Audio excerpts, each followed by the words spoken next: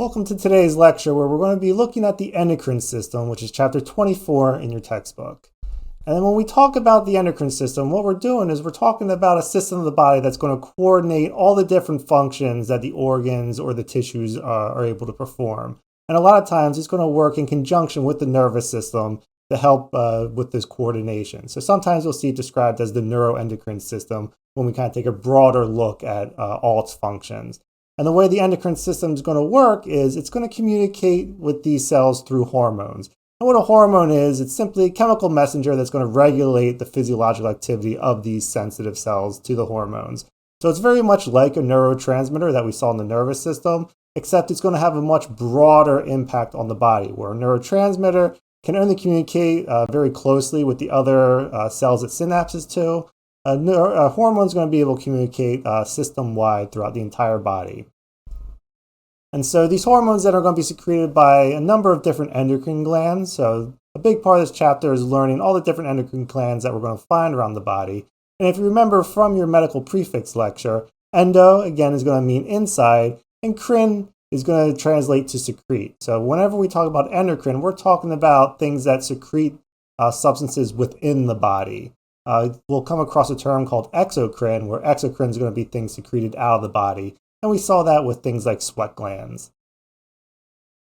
And again, these hormones are going to work through the bloodstream. So looking at the anatomy then, we can see here all the different endocrine glands in the body. And we're just going to start at the head and work our way down through the rest. So we'll look more closely at each of these different glands and what hormones they secrete and the actions that they have. So looking at the physiology of the endocrine system, first we have to talk about the hormone production and secretion, and basically all the different things that they're going to do. Many of these are going to have to do with regulation of the metabolism, whether that's growth, development, or how we absorb our nutrients. Big one's going to be stress response, which we somewhat looked at with the sympathetic and parasympathetic systems.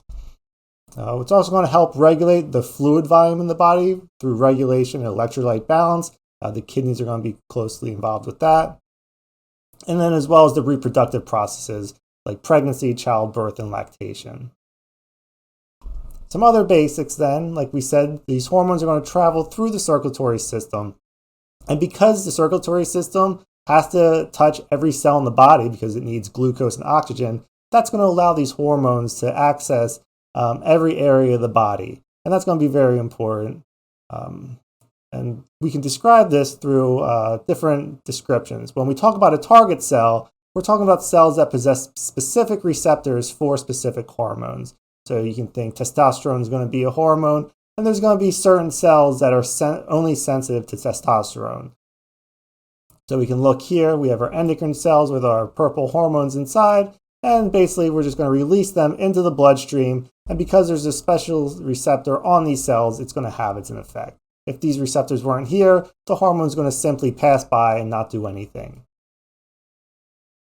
Another term we have to know is something called a tropic hormone. And what a tropic hormone is, it's going to be one that stimulates the activity of another endocrine gland. So we're going to see certain endocrine glands like the pituitary, we call this like a master gland. It's going to turn on and off the other endocrine glands in the body. So what's going to happen, if say this is our pituitary here, we're going to release our tropic hormone, and it's going to stimulate this other endocrine gland on the other side, and that's going to tell that endocrine gland to release its hormone, and then that's going to have an effect on the rest of the body. So it's just another layer of control within the endocrine system. And then hormones are going to have two basic classifications. They can be either made of protein, in which case they're going to be called a peptide, and these are the most common. And the other type is going to be a type made of a lipid. Remember, lipids made of a fat. So we're going to call this type of hormone a steroid. And what I want you to know about steroids is because they're made of fat, they're going to be able to pass through cell membranes. And this is going to mean that we don't need receptors on the outside of cells. These hormones can simply pass through, and then there'll be receptors on the inside or sensitive proteins on the inside that are going to respond to these steroid hormones. So this is going to give some hormones a special kind of ability to pass through other fatty membranes. Kind of a special classification is going to be a prostaglandin. And a prostaglandin just means it's a local hormone. So it's only going to act on the site near its release. So here again, we have our endocrine cell, and it's going to simply release its hormone locally to the cells neighboring. We never had to go through the cardiovascular system, so it's not going to have a system-wide effect. It's just going to have a local effect. And this is going to be produced in many tissues, which is different than the other hormones we're going to look at, which have specific glands that produce them. Prostaglandins can be produced in many different types of cells and tissues. And their main job is going to be to regulate smooth muscle contractions, as well as an intimate ability to be involved in the inflammatory response. So along with smooth muscle contractions are going to be things like vasodilation. So it's going to open up the lumen of those blood vessels. And you can see this is going to have an effect on inflammation, because when there's inflammation, there's going to be dilation of those blood vessels to allow the immune cells to penetrate the area. And that's going to be what causes the swelling. It's also going to sensitize nociceptors. So whenever you have an inflammatory response, you'll notice when you touch the area, it's going to be extra sensitive. That's going to be part of the prostaglandin's effect on inflammation as well. And so one way to block this sensitivity or to limit inflammation is to take drugs like aspirin or ibuprofen, and they're going to block the production of prostaglandins. So they're going to have both an anti-inflammatory and a pain relief effect. There's also going to be other effects. It's going to affect blood clotting and a couple other ones, but mostly people are taking ibuprofen because of this sensitizing and inflammation. And then hormones are going to work through a negative feedback system. If you remember way back, we talked about positive feedback and negative feedback. Negative feedback is going to be when we're trying to limit or stop too much change in the body. So it's going to be a way we bring the body back into homeostasis. We don't want things going off the rails and becoming too active. So we can see here again, these are our hormones in purple. We're going to release them. They're going to activate our target cells. This is going to cause our target cells to release another hormone. And then that's going to send a signal back to the originator of the signal. And once the original cell gets the signal that its job is done, it's going to turn off production of any more hormones. So we're just going to release what we need to release, and the system stops there. So these arrow hormones here are part of that negative feedback that tells the original one to stop making any more. So then if we look at the first endocrine gland, we're going to start in the brain with the hypothalamus. This is again found in the diencephalon, the middle part of the brain, and it's going to regulate autonomic nervous system function. So we can think of the hypothalamus as kind of the link between the nervous system and the endocrine system, and part of that is going to be the pituitary gland that we look at next. So the job of the hypothalamus then is to secrete hormones that either inhibit or stimulate the release of pituitary hormones. So then looking at the pituitary gland, again also located in the diencephalon of the brain. Here we can see it down in that green and purple, with the hypothalamus being this blue region just superior to it. And it's going to be connected to the hypothalamus through a structure called the infundibulum. All it is a connective area. We don't really need to do the specifics of it, but if you see the term infundibulum, we're talking about the hypothalamus pituitary complex. And if you remember from the skeletal system, we looked at the sphenoid bone, the bone that's going to go through the center of our skull. So from here to here, it's going to run right through. And there's going to be a special area located in the center of the sphenoid bone called the sella turcica. And right here is where the pituitary is going to sit.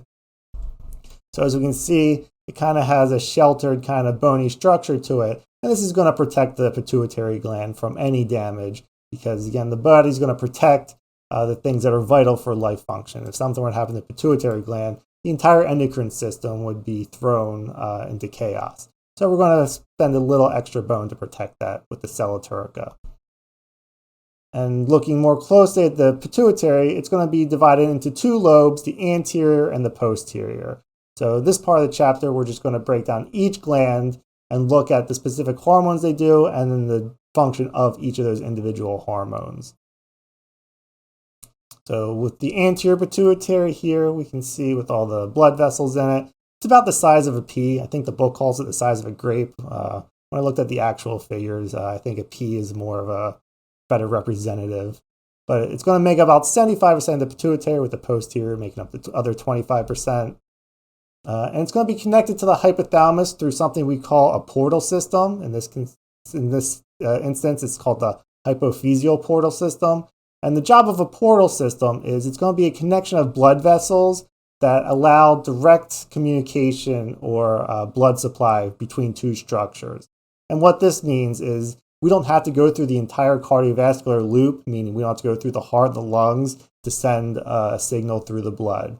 So a portal system is going to be special veins that travel directly from one area to the other. This is going to allow for quicker communication, and it's going to avoid any excess stimulation of hormones in other areas where we don't want them. So the first hormone we're going to look at from the anterior pituitary is one called the adrenocorticotropic hormone. We're going to call it ACTH for short. As I said before, it's going to be good to know both the abbreviation and the actual word, because I don't know which one the NBLEX might say. Generally, it'll be both. And so we can break down kind of the job of these hormones sometimes by the names that they do. So if we break down, we can see adreno is going to be for adrenaline. So we're talking about the adrenal gland. Cortico is going to be the cortex. So the adrenal cortex is the outer aspect of the adrenal gland. And tropic, we just saw, tropic hormone is going to be one that stimulates another endocrine gland. So this hormone's job is to stimulate the adrenal cortex to release its hormone. And that hormone from the adrenal gland is going to be one called cortisol. So we can see how this is going to work then. The hypothalamus is going to send a signal to the pituitary gland, and the pituitary gland is going to send ACTH through the bloodstream where it contacts the sensitive target cells in the adrenal cortex. The adrenal cortex will then release cortisol, which will go throughout the entire body, stimulate the stress response, and then as it makes its way through the body, it's going to hit the receptors on the anterior pituitary. The anterior pituitary is going to get the signal that it's done its job, and then it's going to stop releasing ACTH, and we've completed what we wanted to do. And now we don't have excess hormones going throughout the body. And once we stop releasing ACTH, the adrenal cortex won't get any more signals, and cortisol levels will begin to drop. The next hormone is going to be growth hormone, also known as somatotrophin. And growth hormone, as its name kind of says, it's going to stimulate protein synthesis. It's going to be involved in building up muscle and bone, whether that's through growth or repair. So here's a picture of Andre the Giant. He had actually a tumor on his pituitary gland, specifically his anterior pituitary, and his body never stopped secreting growth hormone, so it just kept growing and growing. And this is going to be one of the factors that this is going to be the factor that causes gigantism, which is what he suffered from. And it also plays a role in metabolism, like many other hormones. And it's also going to be secreted during stage 4 sleep. We don't talk a lot about sleep, but stage 4 is going to be part of the deep sleep. And this is why it's important to get a good night's sleep, because it's going to be what allows your body to repair itself after a hard, long day. And if your sleep is either short or not complete, you're not going to hit this stage 4. And this is when your body's going to become run down and not repair itself. The next hormone is thyroid stimulating hormone. And we're going to see a couple hormones with the word stimulating. So again, this is signifying their tropic kind of action. In this case, it's going to stimulate the thyroid to release the thyroid hormones. And when we look at the thyroid, we'll see those are going to be called T3, T4, and calcitonin. So the thyroid we're going to also see is in the neck. So TSH is going to be short for thyroid stimulating hormone. And again, we send the signal back and we tell the signal to stop coming. Next hormone from the anterior pituitary is the follicle stimulating hormone, or FSH. And this is going to be involved in reproductive processes. So in women, it's going to stimulate estrogen production, as well as stimulate the production of the ovarian follicle, which we'll look more closely at in the reproductive system. But this is our ovary here, and each month a cell, an egg, is going to be selected to develop and mature and possibly become fertilized. So the job of FSH is to stimulate the production of that follicle, which is going to turn into a mature egg. So when we talk about ovarian follicles, it's the basic unit of female reproductive biology. And it's going to contain that one single egg once a month. It is released in men. It's again involved in sexual hormone production, in this case production of testosterone, as well as the stimulated production of sperm. It's just not going to be in as large as quantities as in women. Closely along with the FSH is going to be the luteinizing hormone, or LH, and this is also going to stimulate production of other endocrine hormones, estrogen, progesterone, and it's going to regulate ovulation in women. It is a little bit in men as well, so it's going to be stimulating production of testosterone. Again, when you see FSH and luteinizing hormone, you're generally thinking of women's reproductive system. The next hormone is prolactin, and in women, this is going to be what promotes milk production in the breast. So this is our breast here, and we have mammary glands within the breast, which are kind of like a specialized exocrine sweat gland that are going to produce and secrete milk. So prolactin's job is to increase the production of milk. So release it, and the mammary glands are going to fill with milk protein. There is some prolactin in men. We're not really sure what the function is, but we do know if they have abnormal levels, it will cause sexual dysfunction. In fact, I used to show a video, some people with tumors on their anterior pituitary, or some men with tumors on their anterior pituitary, they're going to have excess prolactin production, and they can actually lactate as well. So it is possible for a man to lactate given enough prolactin. And again, if we break up the term prolactin, lactin, you're thinking lactating. Pro is to kind of increase or promote. So we're promoting lactation with prolactin. And then just for completeness sake, the book has melanocyte stimulating hormone, but it says we don't know the function of it in humans. I'm sure there's some guesses. I haven't looked closely enough into it, but it does seem to be what increases skin pigmentation in some animals. So don't worry about melanocyte stimulating hormone. I won't ask about it on the test, and I'm sure you won't get a question on MBLEX, but just for completeness sake, I put that there. So then we can look at the pituitary hormones. There's only going to be 2 of them compared to the anterior, which had much more than many other glands we look at. The first one is going to be the antidiuretic hormone, or ADH. Usually you see this called vasopressin. And when we talk about a diuretic or an antidiuretic, in this case antidiuretic, is going to be a substance that reduces urine production. So then that means diuresis or diuretic is going to be something that increases urine production. So ADH's job is to kind of keep fluid within the body. So we're not going to release fluid during urination when we have ADH around. So the anterior pituitary is going to stimulate the kidneys to absorb more water. So we send ADH, kidneys receive it, and they're going to absorb more water, and we're going to urinate less. It's also going to constrict blood vessels, which is going to raise blood pressure. So when we talk about the kidneys and how blood pressure works, the more fluid you have in the cardiovascular system, you can imagine if it's just a series of tubes, when you add more fluid, you're going to add more pressure on those tubes. And even more so, if we constrict the blood vessels, so we make those tubes smaller, we thus increase pressure even more. So more fluid and smaller blood vessels is going to raise blood pressure. So sometimes they'll use diuretics to treat people with high blood pressure for that reason. And we've all probably also experienced where alcohol is going to cause an increase in urine production, known as breaking the seal. So with alcohol, we're going to inhibit ADH, meaning that we're not going to be able to absorb more water, so we're going to increase urination with alcohol. And I believe caffeine also does this. And then the second hormone from the posterior pituitary is going to be oxytocin.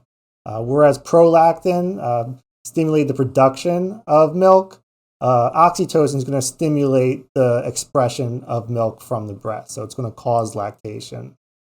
It's also going to be what stimulates uterine contractions during pregnancy.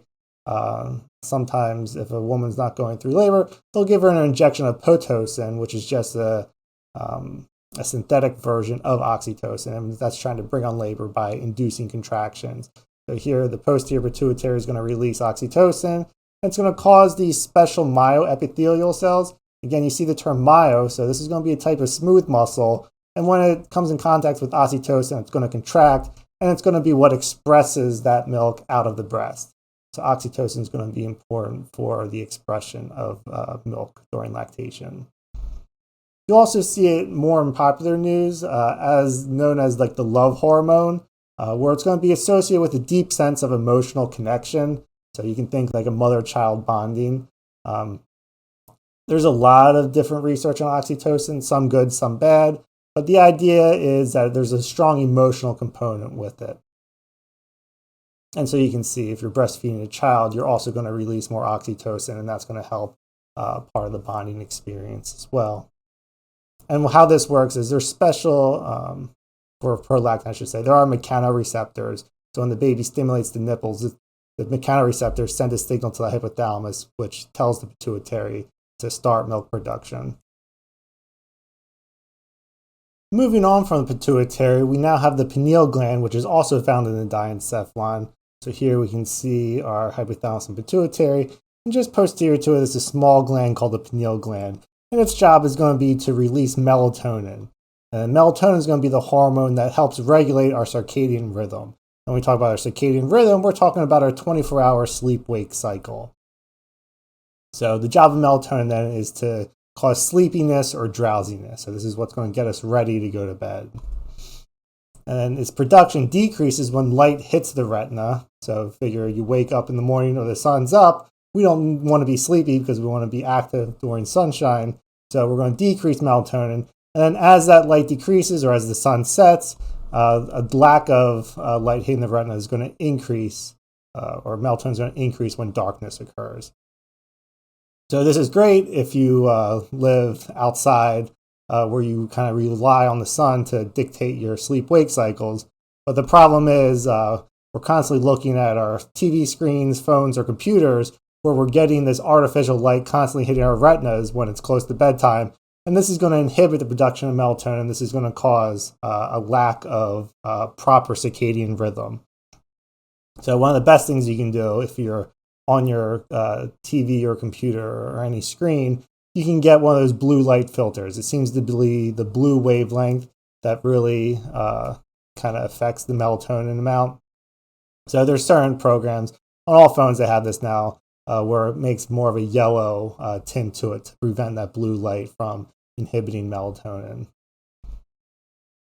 So now we're moving from the brain down through the body. So we're going to make a stop at the neck where we have the thyroid gland. So it's going to be located both sides of the neck, and it's going to have this butterfly shape to it. And two of the hormones it produces, we're just going to know them as T3 and T4. And the thyroid is going to have a lot of different functions when it comes to metabolism, growth, or development. So we don't need to know the specifics. It's just going to have a whole wide variety of effects. And it's also going to be made from iodine. So when we look at pathology soon, we're going to see when you have a lack of iodine in the diet, it's going to affect thyroid function. And this is why they put iodine in table salt, because everybody puts salt and stuff. It's an easy way to get everyone to have enough iodine to promote this hormone production. The second, or I should say the third hormone released from the thyroid is called calcitonin. And the job of calcitonin then is we're going to send a signal, calcitonin out in the body, and it's going to take calcium out of the blood and store it into our bones. So it takes calcium from blood and puts it into bones. So remember the skeletal system, one of its functions is to be a mineral storage site. So calcitonin's job is to take excess calcium from the blood and put it into bone where we can store it for later use. And it does this by stimulating osteoblastic activity. If you remember, osteoblasts are going to be what build up bone. So it's going to increase calcium storage. And the production of calcitonin decreases with age. And this is part of the reason why we see decalcification in older adults. Part of the reason is a lack of calcitonin. Found on the thyroid is another gland called the parathyroid. Para, again, meaning alongside. So the parathyroid is going to be located on the postolateral surface of the thyroid lobes. And there's going to be about 5 or 6 of them. And their job is to release the parathyroid hormone. And this is going to work as an antagonist to calcitonin. So So again, you can think of a negative feedback as a seesaw, where one side we have calcitonin and the other side we have parathyroid, and they're going to be constantly trying to find a balance between calcium levels in the body. So since it's the opposite of calcitonin, we're going to be taking calcium out of bones and putting it into blood. Because remember, calcium is very important electrolyte in the body, so we want to regulate its availability very precisely. So sometimes we're going to need calcium for all sorts of other bodily functions, and this is when we kind of dig into our storage in our bones and take it out. And it's going to do this by stimulating osteoclast activity. Again, osteoclasts are what break down the bone, and that's what causes the release of calcium. Continuing to move down the body then, we're going to find the adrenal glands, which are located on top of the kidneys. So here are kidneys on both sides of the abdomen. And on top in purple here, we can see our adrenals. And they're going to be divided into two main regions, the cortex, which is the outer layer, and the medulla, which is the inner layer. So we're going to first look at the cortex. Here I included this slide just as kind of like a summary of everything. It's not very clear, so we're just gonna, this is just more for review's sake, so we're gonna move ahead and look specifically at the hormones it releases. The first one being aldosterone. And what you should know about aldosterone is it's kind of the salt retaining hormone. So its job is to maintain sodium levels. So the cortex is going to release aldosterone, the kidney is going to respond to it. And instead of excreting sodium within the urine, aldosterone is going to cause that sodium to be absorbed back into the circulatory system. So it causes sodium to enter back into the blood. And so if you remember, wherever salt is, water is going to follow. So when we retain more salt, water retention is also going to go up. So again, this is going to be involved in blood pressure as well, because when we have more salt, more fluid is going to be in the cardiovascular system. With more fluid, pressure is increased again. So again, aldosterone is going to be another kind of way to work with high blood pressure levels. We would try to limit the amount of aldosterone, or more specifically, limit the amount of salt in the diet. The second hormone released by the adrenal cortex is going to be called cortisol, also known as hydrocortisone. Usually see hydrocortisone when we talk about the medication. And when we looked at the stress response, we saw that it's the sympathetic nervous system's trying to increase our ability to metabolize nutrients and increase our energy reserves. So that's going to include all macronutrients like carbs, proteins, and fats. So we're trying to ensure that we have enough energy for our cells to escape or to act on an immediate threat or engagement. But along with that, it's also going to be anti-inflammatory in large amounts. And this is why when we have kind of inflammation that's not responding to over-the-counter medications, you'll get a cortisol shot or a hydrocortisone shot. And that's going to really kind of try to knock out the inflammation that's kind of gone out of hand. So here, we're going to talk about, very briefly, we don't need to know this for the test, but if you are interested in stress, you'll see this term HPA axis a whole lot. And it's going to stand for the hypothalamic pituitary adrenal axis. So when we looked at the pituitary, we just kind of made it seem like everything starts there. But if you remember, the pituitary gets a signal through the hypothalamus. So there's going to be a bunch of different hormones the hypothalamus releases that we don't need to get into because it would just be too much. But the hypothalamus is going to release something called corticotropin releasing hormone. And that's going to be what stimulates the anterior pituitary to release the ACTH, which causes the cortex to release cortisol. And again, because of the negative feedback, once the hormone cortisol gets up back to the brain, everything else shuts down. So then moving to the inside of the adrenal gland, we have the adrenal medulla, and its two main hormones are going to be epinephrine and norepinephrine. We also call these adrenaline and noradrenaline. They mean the same thing, just different terminology depending on, usually I think, different countries use the different terms. I believe adrenaline is more European, epinephrine might be American. I think, could be the other way around, but I'm pretty sure. And the job of these epinephrine, norepinephrine is going to be to enhance and prolong the physiological effects of stress. So the distinction between what epinephrine does and what norepinephrine, we don't need to really worry about. But basically, adrenaline is going to be the very kind of immediate action of the stress response. So you get startled, you're going to immediately feel your heart rate race. and you're going to have all those classic symptoms. That's going to be adrenaline working very quickly. Noradrenaline just kind of helps prolong that.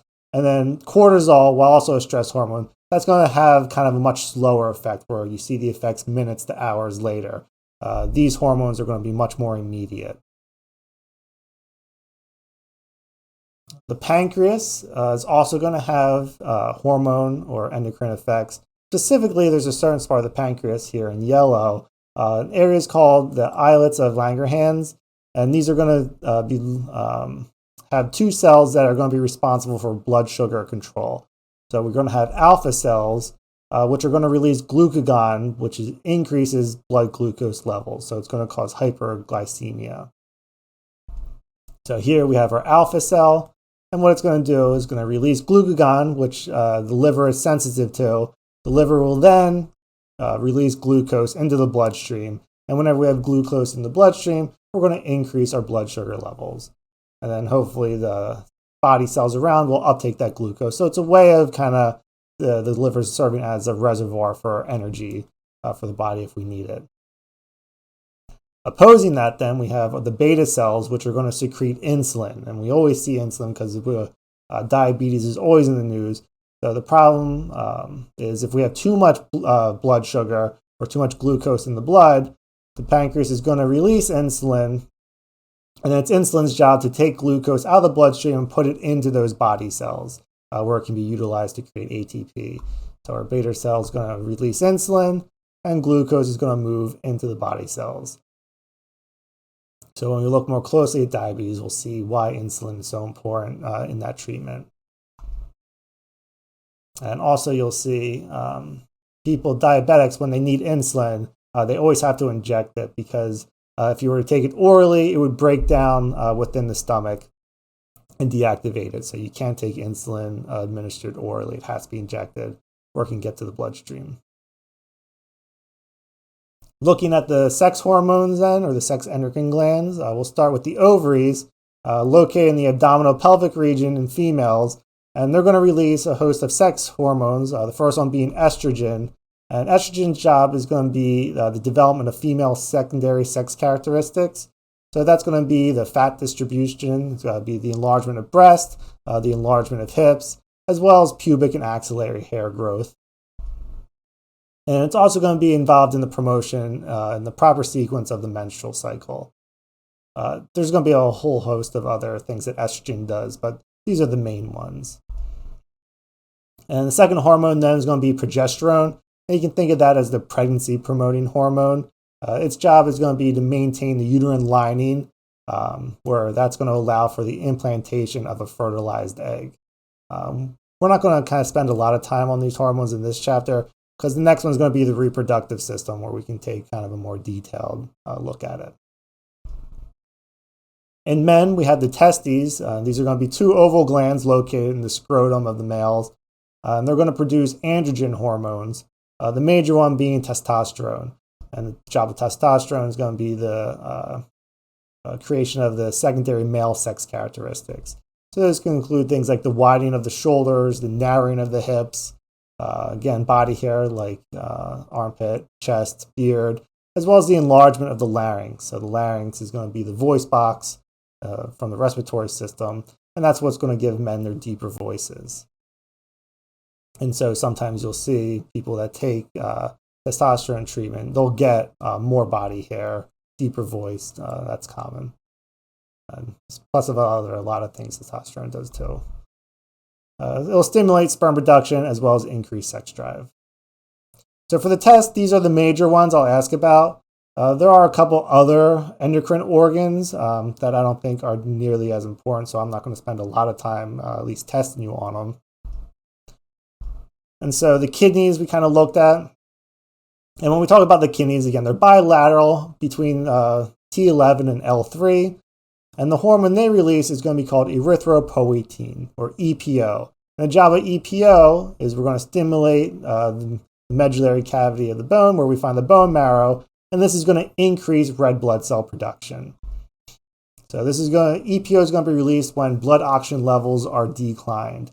And the reason you might have heard of EPO if you follow cycling or Lance Armstrong or any of the Tour de France stuff, a lot of the cyclists and endurance athletes, they're going to inject EPO because if you can create more red blood cells, you've created the increased capacity to carry oxygen through the body. So you've basically increased your endurance ability by increasing red blood cell flow.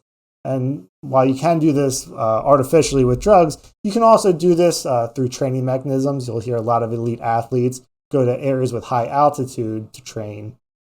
And what that means is the higher the altitude, the less oxygen in the air. So you're stressing your system. And as you exercise and blood oxygen levels are lower, your body's going to compensate by releasing EPO naturally, and you're going to increase the amount of red blood cells. So then when you go and compete at sea level or not in an area with less oxygen, you're going to have an advantage because you're going to have more blood cells and you're going to be able to exercise for longer.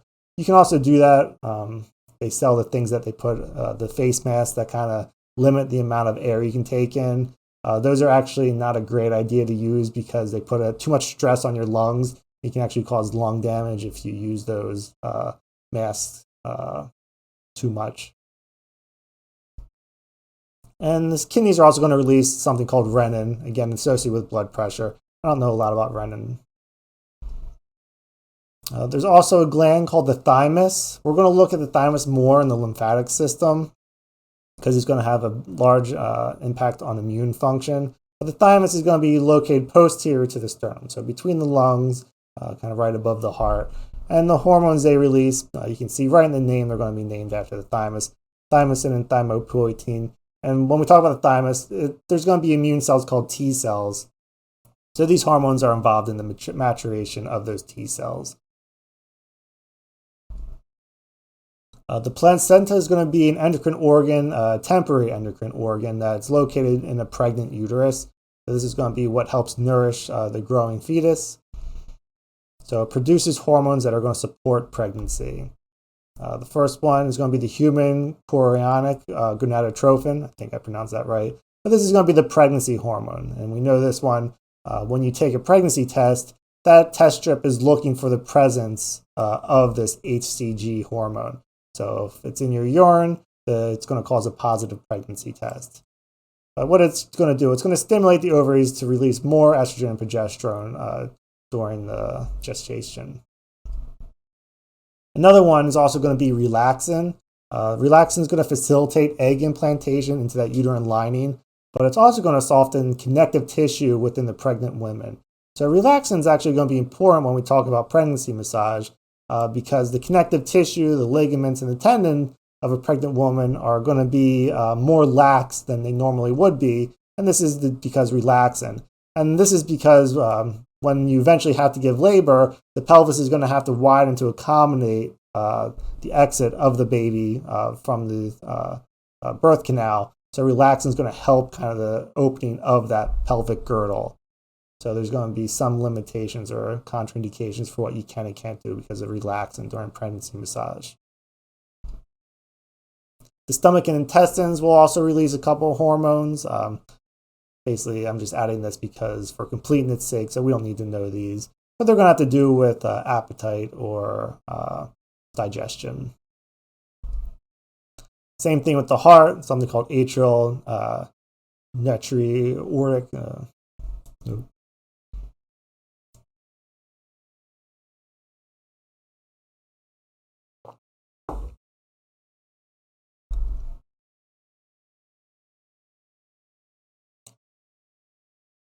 Natriuretic. Same thing with the heart. We're going to have a hormone from the heart called the atrial natriuretic hormone, and also going to be involved with blood pressure, in this case reducing it. And lastly, we have fat cells. We originally thought fat cells were just kind of storage units for fat, so if we needed energy in the future, we had it. But it seems that they serve a very significant endocrine role. The one you hear about a lot is going to be leptin. And leptin's job is going to be to regulate appetite. So basically, the more leptin we release, it's going to inhibit our hunger. And this is going to be important because with the obesity epidemic, there's going to be a small subset of people where their body isn't releasing any leptin, it just genetically isn't there. And so they're never going to get that signal that they're satiated or that they don't need to eat. So they're going to constantly feel hungry, and this is going to be what fuels their appetite and their overeating habits. I believe it's like something like 1 in 1,000 obese people, so not very common as far as I'm aware. But you can see we can manipulate this in lab mice. So in a mouse where we're not having any leptin, it's just going to keep overeating, and you can create a fat mouse fairly easily. It's also has an important role in regulating the onset of puberty in females. So I believe like back in like the 70s or many decades ago, the average age of puberty was probably something like 14, around that age. And as the populations kind of gained weight, especially in children that are overweight, overweight females are going through puberty much earlier. I know I've seen as early as 8 years old, but this is going to be a part of these fat cells releasing hormones are the cause of that. All right. I will be making a pathology PowerPoint later tonight. There's only maybe like 4 or 5 pathologies.